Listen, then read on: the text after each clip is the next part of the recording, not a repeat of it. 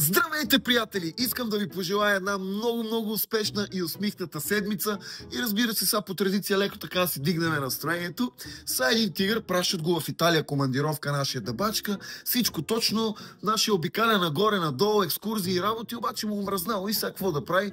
Взелта си фанал едно гадженце италянка и сега нагоре-надолу плющяне, обаче станало време нашия да си тръгва, обаче тази забременела. И сега чудят се какво да правят и той вика, наш какво? Освен като родиш, прати ми СМС, аз ще се разведа с жена ми и направо ще дойда при тебе. То нямаме друг избор. И тя вика, добре, какво да напише на този СМС, нали, да не се усети. А вика, след 9 месеца напиши ми СМС спагети, аз ще знам да дойда. И сега минават се 9 месеца, той получава СМС, а вътре пише спагети, 2 с кренвирш, 2 без.